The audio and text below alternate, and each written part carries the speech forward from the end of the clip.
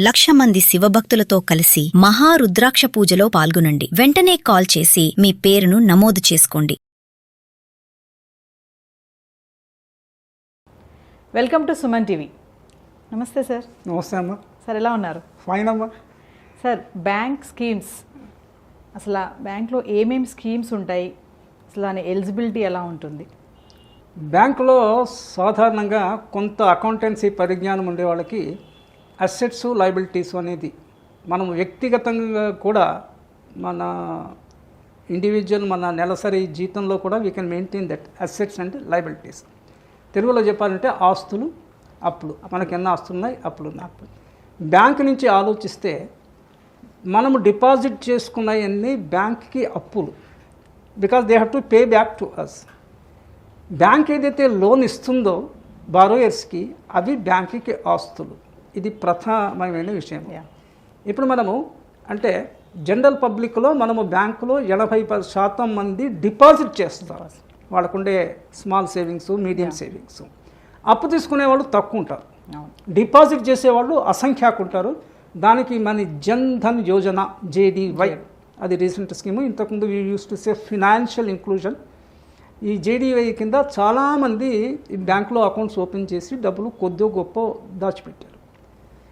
రెండు ప్రధానమైనటువంటి అకౌంట్స్ బ్యాంకులో ఉండేవి. మిగిలినవన్నీ దానికి లోబడి అడిషనల్ అనొచ్చు. మెయిన్గా రెండే, ఒకటి సేవింగ్స్ అకౌంటు, రెండవది కరెంట్ అకౌంట్. సేవింగ్స్ అకౌంటు పౌరులు వాళ్ళ వ్యక్తిగతంగా ఇండివిజువల్గా కానీ జాయింట్గా కానీ దాడు they can open the savings account. మనకు తెలుగులో పొదుపు ఖాతా అంటాం. బిజినెస్ చేసేవాళ్ళు కరెంట్ అకౌంట్. ఈ రెండే ప్రధానమైన అకౌంట్స్. ఈ ఫిక్స్డ్ డిపాజిట్లు మిగిలినవన్నీ వీటికి లోబడి వెనక సైడ్ వస్తాయి. మనము చెక్కులు ఇష్యూ చేసినా, ఎవరికైనా డబ్బులు ట్రాన్స్ఫర్ చేసినా కూడా ఈ SBI అకౌంట్ నుంచి కానీ కరెంట్ అకౌంట్ నుంచి కానీ పోతాయి. This is the basic thing. ఈ SBI అకౌంట్లో మన బ్యాలెన్స్ ఎంత ఉందో దాని మీద ఆ బ్యాంక్ యొక్క హెడ్ ఆఫీసులో చాలా కమిటీస్ ఉంటాయి. అసెట్స్ అండ్ లయబిలిటీ కమిటీ అని ఒకటి. ఆ కమిటీలో వాళ్ళకి ఎన్ని డిపాజిట్స్ ఉన్నాయి అనే దాని మీద వాళ్ళు ఎంత రేట్ ఆఫ్ ఇంట్రెస్ట్ ఇవ్వగలరో వాళ్ళు నిర్ధారణ చేస్తారు. ఇంతకుముందు RBI SBI అకౌంట్స్లో ప్రామాణికంగా ఒకే రేట్ ఆఫ్ ఇంట్రెస్ట్ 4%, 5% అలా పెట్టేది. ఇప్పుడు అలా లేదు. ఏ బ్యాంక్ అది నిర్ధారించుకుంటుంది. ఈ సేవింగ్స్ని కరెంట్ అకౌంట్ని కలిపి, అంటే మీరు పేపర్లో అంతా మన ప్రేక్షకులు చూస్తుంటే కాసా అనే పేరుతో పిలుస్తారు. CA అంటే కరెంట్ అకౌంటు, సా అంటే సేవింగ్స్ అకౌంట్. నేను దీనికి నిల్ అని నా ప్రతిపాదనలో నిల్ డిపాజిట్స్ అంట. NIL క్యాపిటల్లో, NIL no interest. NI current account మీద బ్యాంక్ ఇంట్రెస్ట్ ఇవ్వదు. బిజినెస్ వాళ్ళు నువ్వు 10 కోట్ల కరెంట్ అకౌంట్లో ఉన్నా కూడా they don't pay single paisa interest on it. కానీ SBI అకౌంట్లో ఒక లక్ష వదిలేయండి, 5,000 ఉన్నా కూడా you get a interest. Maybe less percent, 4%, 5% bank to bank differ అవుతుంటుంది. దాన్ని అయితే LI లో ఇంట్రెస్ట్. రెండు కలిపి నిల్ డిపాజిట్స్ అని. నిల్ డిపాజిట్స్ అని నా వ్యాఖ్యానము.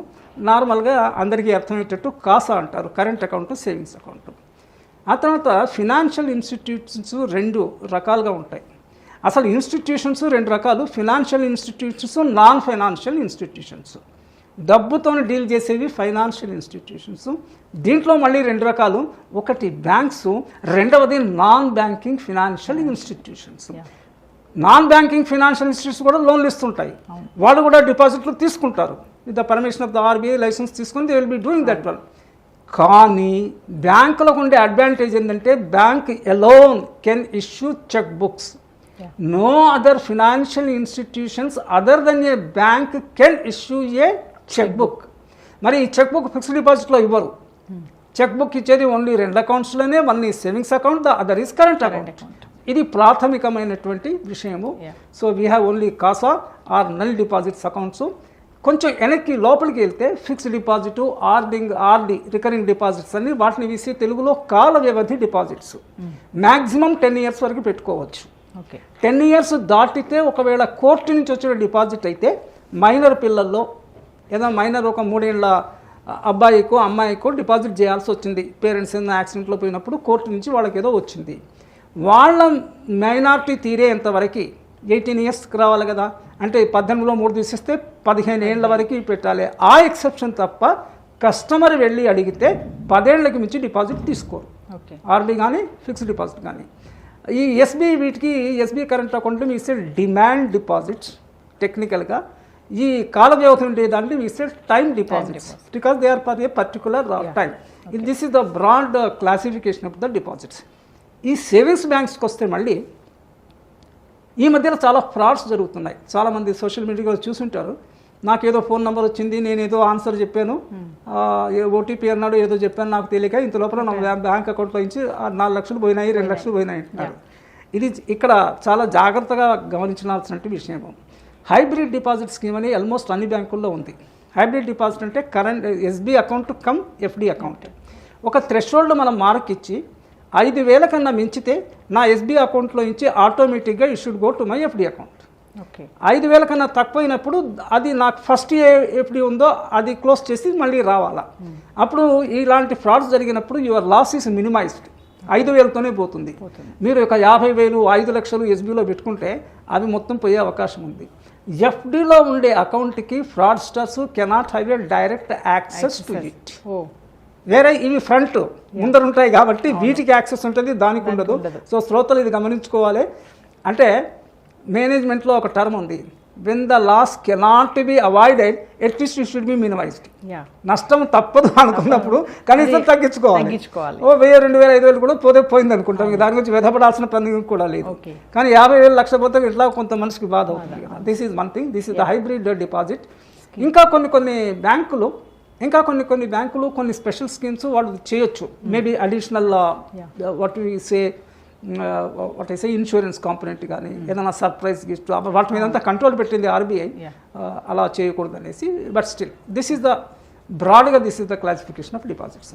సార్ ఇప్పుడు కొన్ని బ్యాంక్స్ చూసుకుంటే ఈ స్కీమ్స్ అనేది బ్యాంక్ కూడా డిఫరెంట్గా ఉంటాయి. ఆ స్కీమ్స్ అన్నీ ఒకటే ఉంటుందంటారు?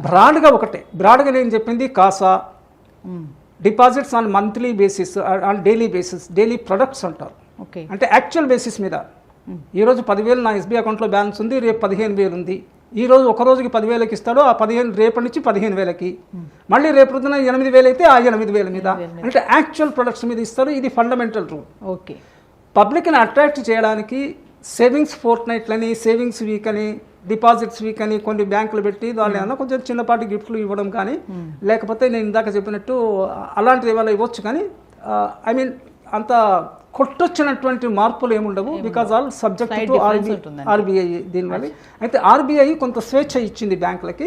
ఆ స్వేచ్ఛలో ఆ ఇచ్చిన డిస్కషన్లో they may give some add on benefits possible. Sir అయితే ఫైనల్గా మా వ్యూవర్స్కి మీరు ఒక 2 మంచి స్కీమ్స్ ఏమైనా చెప్తారా? ఒకటేమా, ఇండివిజువల్గా ప్రతి ఒక్కళ్ళకి బ్యాంకులో సేవింగ్స్ బ్యాంక్స్ అకౌంట్ ఉండాలి.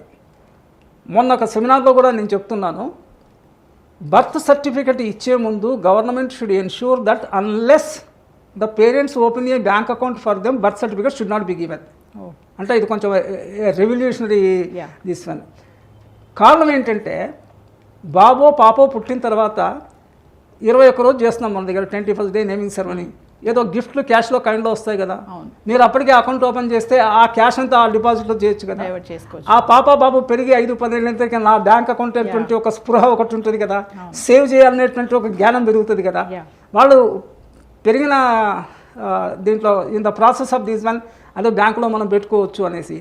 అప్పుడు బ్యాంక్ సీనియారిటీ పెరిగి బ్యాంక్ మేనేజర్ కూడా 10 ఏళ్ల నుంచి ఈయన అకౌంట్ ఉంది, ఇతను ఫారిన్ వెళ్తున్నాడు, ఎడ్యుకేషన్లోను వీషుడు ఇవన్నీ వస్తాయి కదా.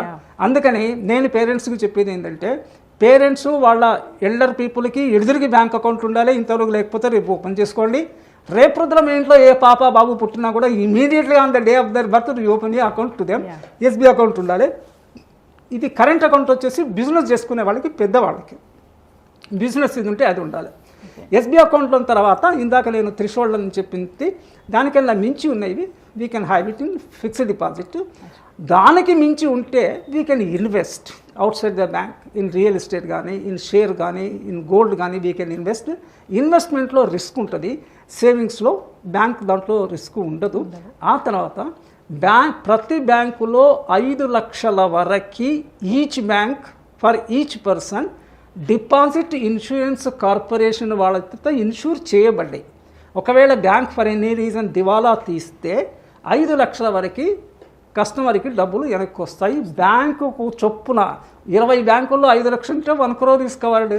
అందుకన్నా యావరేజ్ వాళ్ళకి మిడిల్ పర్సన్స్కి అంతకన్నా డబ్బులు ఉండవు కదా. So I suggest that every one should have a bank account. Sir bank schemes గురించి చాలా బాగా ఎక్స్ప్లెయిన్ చేశారు. Thank you sir. నమస్తే అమ్మా.